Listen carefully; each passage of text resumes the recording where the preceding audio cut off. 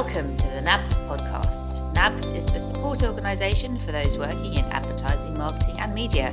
I'm your host, Louise Scody. Each week I'll be chatting with someone from our industry to find out how they support themselves and those around them through challenging times as well as the day-to-day. And it's all to help you support your own mental wellness. I can't wait to start chatting. This week our guest is Tobi Asare. Tobi Asare is Managing Partner, Head of Growth at OMD UK. In her role, Tobi is responsible for driving the agency's overall growth, as well as developing and implementing effective marketing and PR strategies. Tobi is deeply passionate about creating opportunities for women in the workplace, so much so that she's written the smash hit book, The Blend: How to Successfully Manage a Career and a Family.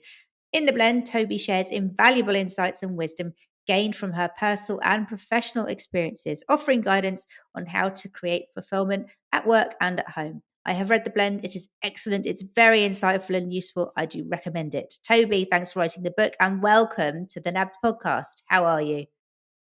Oh, I'm really well. Thank you for that awesome intro. It's really lovely. My absolute pleasure. It's so nice to have you along. We're really passionate about supporting working parents and working carers at NABS, and your book just chimes in so well with the kind of messages that we want people to hear. And one thing that I really want to explore with you today is how mental wellness is this really important thread running through how you manage your life as a working mum, working dad, carer, whatever it is. So what does mental wellness look like to you? Mental wellness is so important to me. It's something I take really, really seriously in and amongst my very, very, very busy, crazy days and hectic life that I lead. So for me, it's deeply personal. I make sure that I create time in my week and in my day for things that I really love and things that I really enjoy. Sometimes those things are doing things on the go. So it could be listening to a podcast or an audiobook whilst rushing to the post office to get something sent on time. Or it could be making time for the gym, which I am actually pretty good at doing consistently. But for me overall, I think it comes back to what I just said earlier. It's creating time and the space for things that I love, for things that fill me up, and for things that bring me joy. Do you find when you don't have time for the gym and don't have time for yourself, that leads to a tangible dip in your mental wellness? Or is it the other way around, a bit of chicken and egg, where if you're not feeling great, then you kind of sack off the gym a bit and you don't make time for yourself? And how do you get around that? I think I'm more of the former, whereby when I don't make time for myself, I can see immediately the impact on me and my work and my family and my friends. I'm snappy with the kids. I feel like kind of retreating into myself at work. And then I probably actually don't make time for my friends because I feel like I can't really show up like a good friend and I can't show up as the Tobi that they love and they know. But, my friends accept all sides of me, but I think I like to show up as the person that um, is there to have a good time and is supportive and is listening and is encouraging. That's a Tobi that I like to be. I like to be really present in the time that I have with my friends and my family as well. So for me, I know that tangibly, if I don't make time to, and it's not always about going to the gym, if I don't make time to move my body in some way, shape, or form in a day, I can feel it. I feel sluggish. I feel tired. I feel irritable. I feel slow. And therefore, I have made sure that it's a bit of a priority. Even my sister knows. She's like, "Have you moved or have you been to the gym this week?" She can tell. So yeah, it's definitely, I think, more of the former for me. I'm the same. Are you an arm day person or a leg day person? Oh, it's such a good question. I actually love that you asked me that question. In my heart of hearts, I'm a leg day person, but I have just got onto a new regime with this brilliant trainer, and he's making me do a lot more arms and upper body than I would normally do. But I'm actually really enjoying it. I can see the strength gains. I can see that I'm doing better and better quality pull-ups. So deep down in my heart, I'm still a leg girl, but I'm doing more of arms as well and upper body. If you live near Tobi and you want some boxes lifting, looks as though she might be your woman over the next few weeks. Now, you really are a leading voice for working moms in our industry. You've got two yourself, haven't you? How old are they? I have so 6-year-old and my daughter's going to be 4 on Thursday. So yeah, 6 and almost 4. Very cute. The kind of ages where people say, "Oh, such a lovely age." Every age, right? Such a lovely age. Every age is lovely. So you know firsthand what it's like. You've got two of them. They're young. It's full on. So what are the effects when you're not just thinking about yourself and how you get you through and the family through, but you're advocating regularly for working parenthood in our industry? What are the effects, both positive and negative, on your mental wellness when you're doing this Mm. work? I think at the beginning, I probably used to take it on quite a bit and used to get quite frustrated and quite sad when people tell me the stories of their experiences, because some of those experiences are quite harrowing, because the impact it can have on, this conversation's a lot about mental health and well-being. The impact that these situations can sometimes have on people's well-being is really, really sad and really disheartening at times. But what, on the flip side, gives me so much encouragement and so much hope is that people come to me and say, "Oh, thank you. Your book helped me to do XYZ," or "Thank you. Your masterclass helped me to do XYZ." And of course, I, take that as a really positive thing. But why I'm even more encouraged is because it's not really about my words and it's not necessarily about my book. It's about the courage that these people find to A, keep going, or to B, actually do something about it and speak up or find a solution. The amount of courage and willpower and determination that that takes to keep pressing on, nobody can really understand unless you're particularly in that particular person's shoes. So, yes, in some ways, I used to get quite disheartened, but now I see so much courage and hope. And these women and men, actually, they inspire me every single day to keep going and keep doing what I'm doing. And, I get the pleasure of hearing stories of, I had this conversation and this really positive thing has happened off the back of it. I've got this new job and they're amazing and they're really accepting of my family, or I had this flexible working arrangement accepted. That is what brings me joy every single day when I get those messages. I'm hoping that that will continue and that many more people will bring you joy with the stories. I think it's really important to acknowledge that there are some struggles still ongoing as well. When you hear one of those stories, how do you deal with it? It's hard. Um, but then at the same time, when I hear those stories, it does invoke feelings, I guess quite similar feelings. I was in a different organization or a different workspace when I actually had my two children, and not every single day there was a positive day, and not every single experience there was a positive experience. So when I hear those stories, in some ways, I still believe that there is hope in some way, shape, or form. And so I kind of talk to them or help to guide them with that in mind, knowing that I deeply believe no situation is permanent. Not all the time can you find a very fast solution or a quick solution to what it is that you're facing, but I do definitely believe there is a solution somewhere. And sometimes that solution is uprooting your talent and taking your talent to where it is highly valued and where actually they embrace a diversity of different people, different life stages, different life setups, and different thoughts. And actually, those environments are where you can flourish, but also there are amazing organizations like NABS where people can also seek extra support and help. Um, so I still feel very hopeful, as much as I feel very frustrated to hear some of these stories, because like you say, it's not all fixed. A lot of it is structural issues that will take a longer time to push through the right changes that we need to see. But there are different little stories of hope coming through in different corners of our industry, and bigger stories of hope coming through as well. And here's the thing, you're one of those stories of hope because, as you referenced before, you were actually in a different industry prior to Adland. You're a relative newbie when it comes to this Yes. world of advertising, and you realised that where you were before wasn't supporting you as a working mum. So I guess broadly, one has a choice in that kind of situation. Are you going to be able to influence the culture? Sometimes it's possible. Or Yeah. is that just like having an argument with someone on Facebook? It's just not going to work out. Move on, delete, next. So you took the delete next, uprooting yourself option, and it's actually worked out really well. So I guess you're here to tell people that even if something looks like it's not going to work out, it is going to work out. You just have to be a bit brave and patient about things.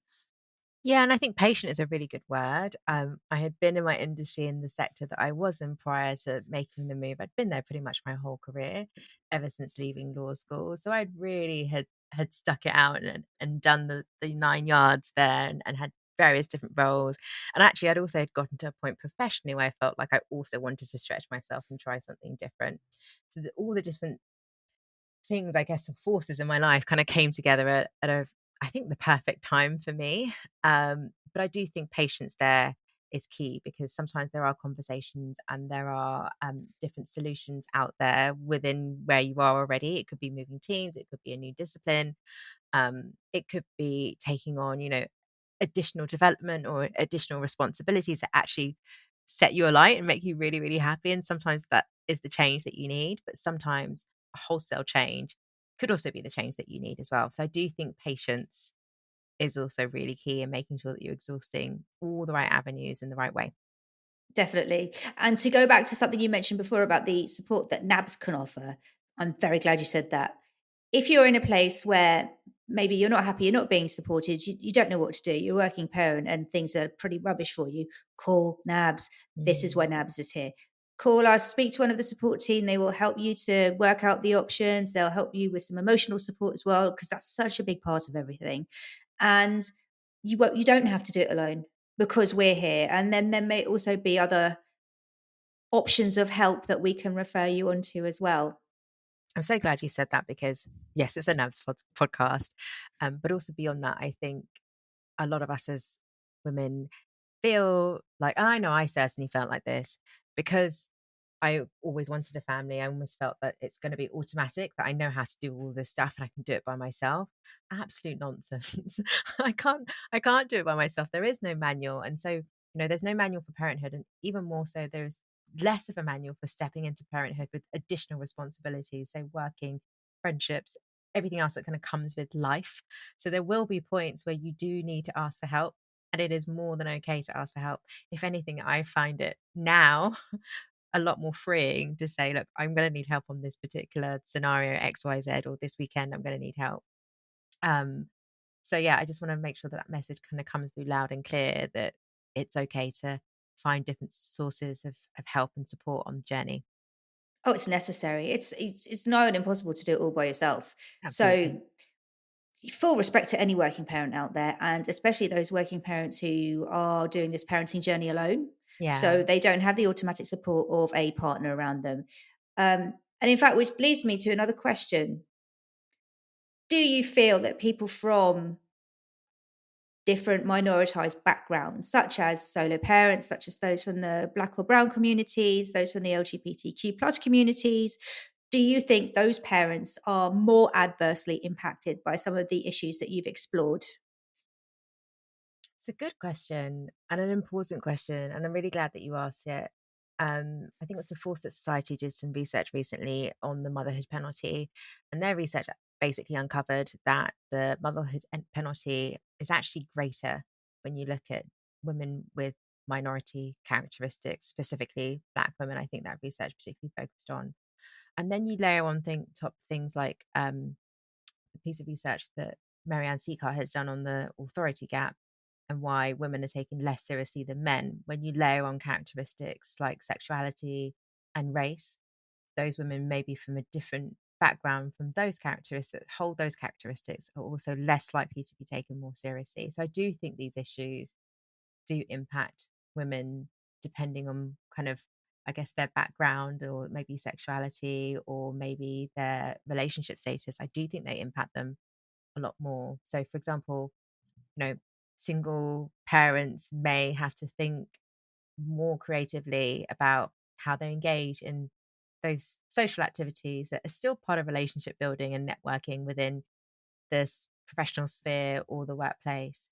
Um, and I know, being a parent, being a Black parent, for example, I know that the different kinds of worries, I guess, or concerns that I have about my children they're quite stark. I Would you mind sharing a couple of those concerns?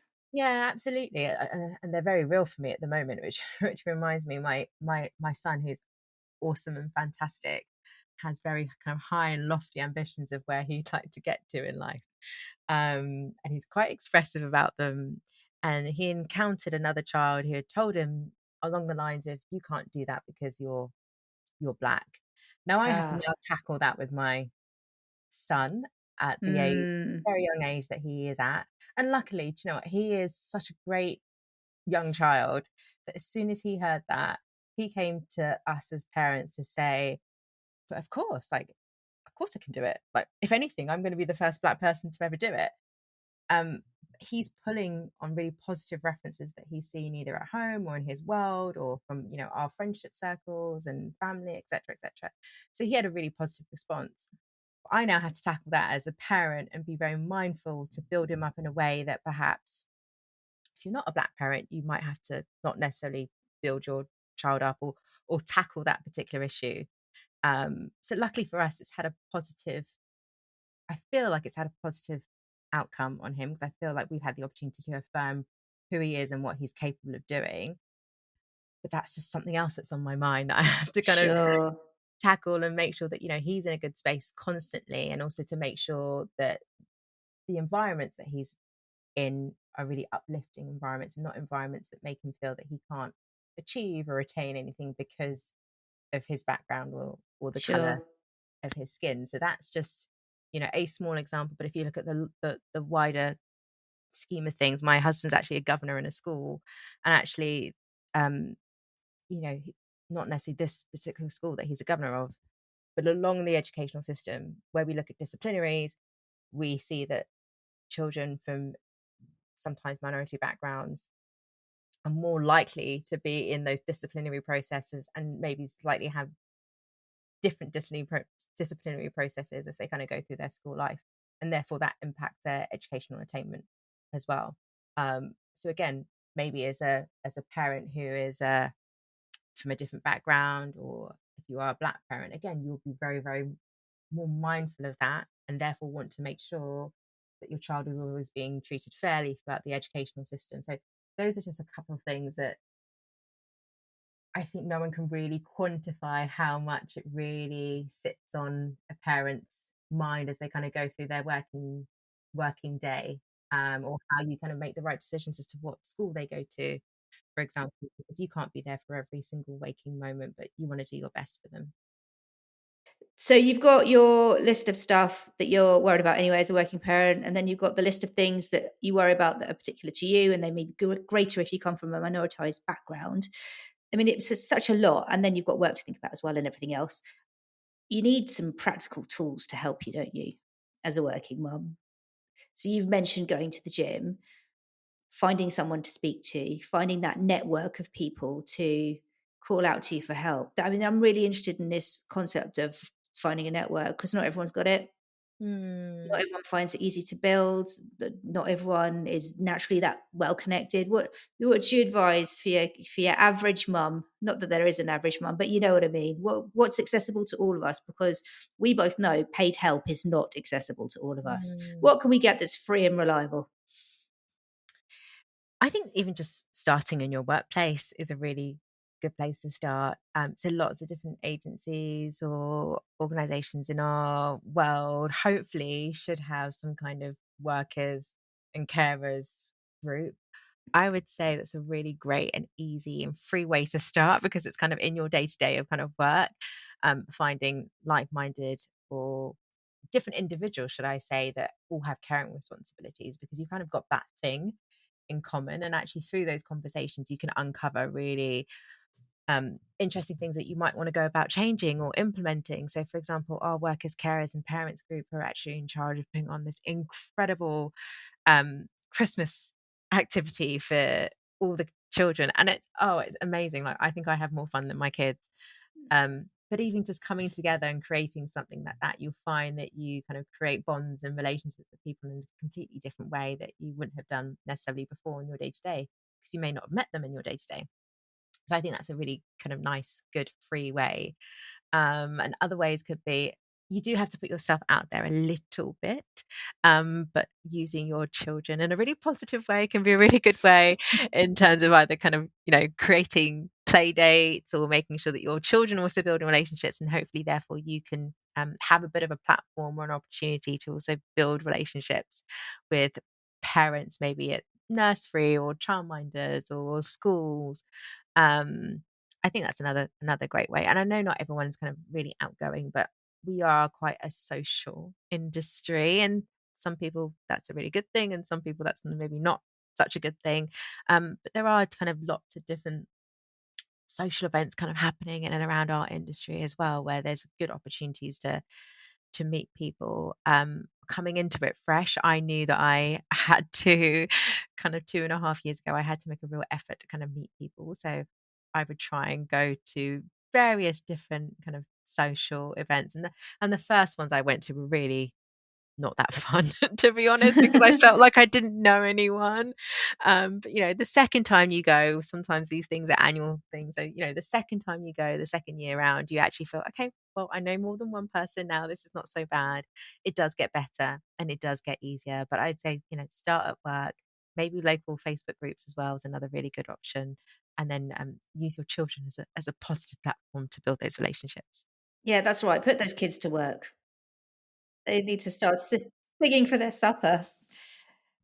I'd also add that if you want any help with your confidence before you go into social situations, NABS runs workshops around that particular issue. So have a look at our website, nabs.org.uk, go onto the calendar, and then you'll find all of the workshops that we are running. They're free, they're online, and they will help to give you a boost. So lots of issues facing working parents, but also not just down to us to fix the Mm. issues. We need help from our managers as well. So, what can managers in our industry do to support the primary caregivers? I think a lot of it is about conversations, right? In terms of understanding if those people who are primary caregivers are in your immediate team or wider team or within your agency, it's giving space to those conversations, and making sure that they have what they need in order to progress and thrive, and listening and figuring out, okay, right, if they don't have what they need, what can we do as an organization to get closer to giving the people the tools that they need to come to work and do their very best work. I think on a wider scale, it's actually looking at, do you have the right culture of belonging in your business? I think as an agency leader, or if you're in a leadership position within your agency or manager within your agency, I do think it's incumbent on us to make sure that we've got a really positive culture of belonging. And that's why things like, a kid's Christmas party, albeit it sounds kind of very fun and maybe trivial to some, is actually really important, because it sends a signal that you belong here, even if you have got kids, or if you have a family, or if you've got caring responsibilities. And when people belong, they feel invested and they feel like they want to create their best work.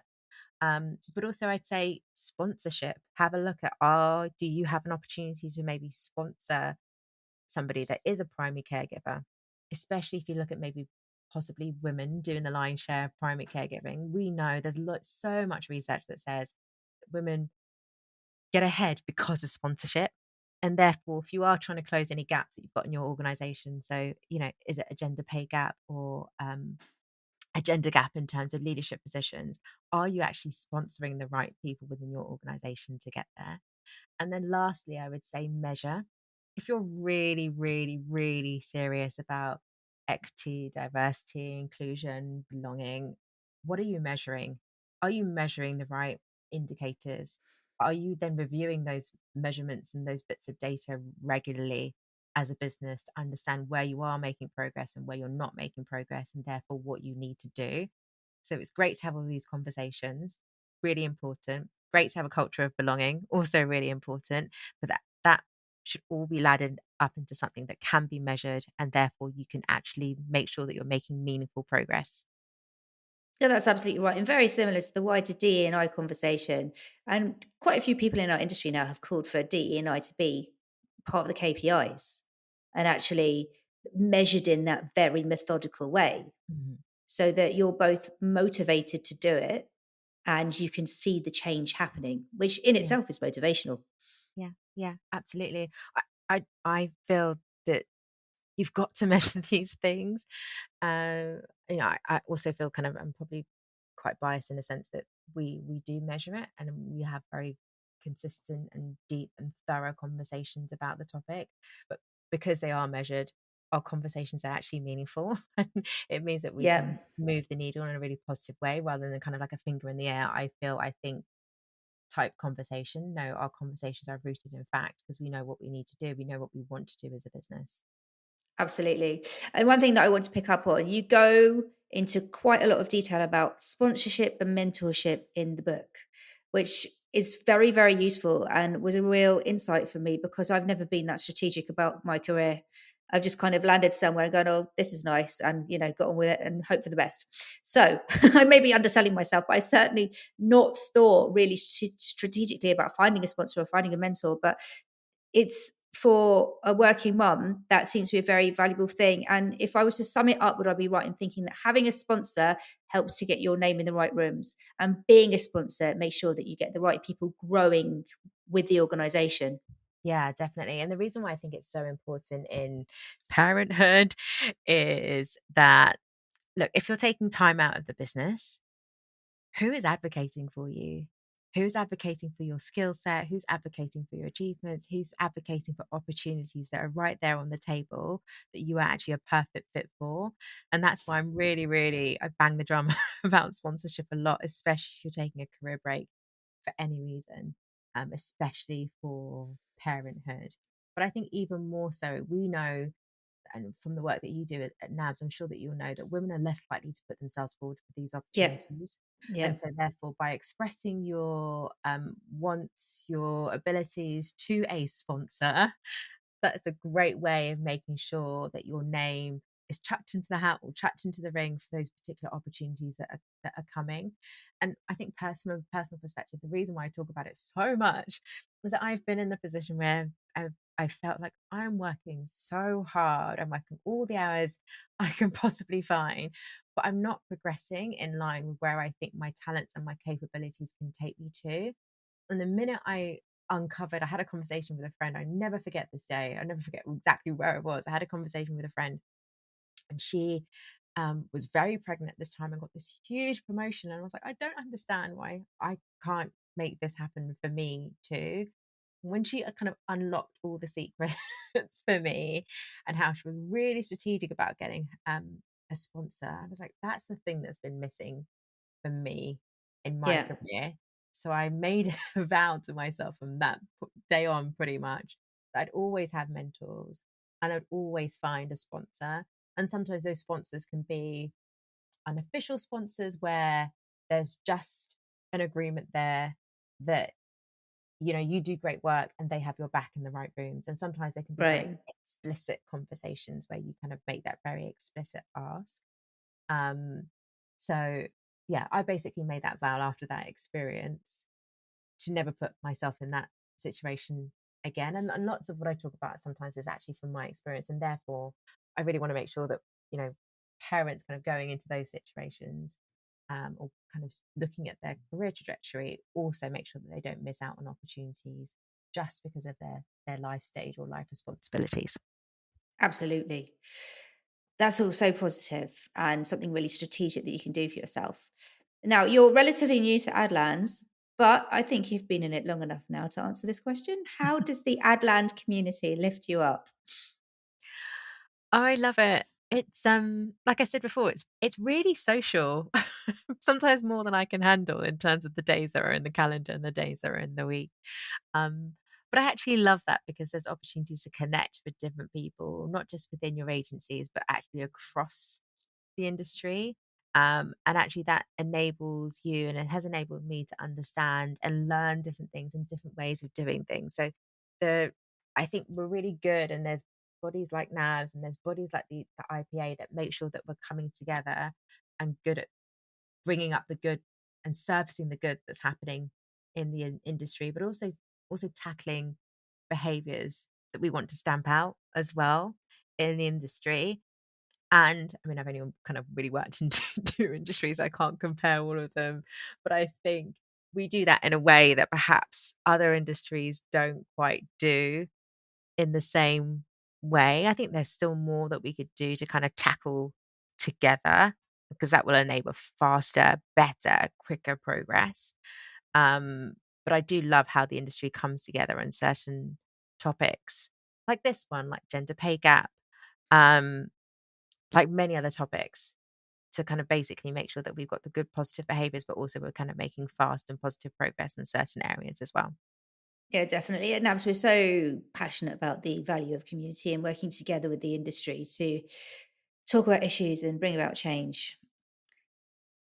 Finally, what is one lesson you've learned about how to support yourself? I think the biggest lesson that I've probably learned in my time in the industry in terms of supporting myself is that, in a way, it's kind of really down to me in a really positive way. Like, I have the power to make that ask and get the support that I feel that I need. And in certain times of my career, that support has been needed more. And sometimes that support has actually been needed less. But actually, it's okay in certain moments to speak up and say, I need way more help on this particular thing. Or actually, I need to invest more time in me, because that investment is definitely going to pay off in the quality of work that I produce, or the quality of leadership that I can have, or influence that I can have in my agency or with my team, for example.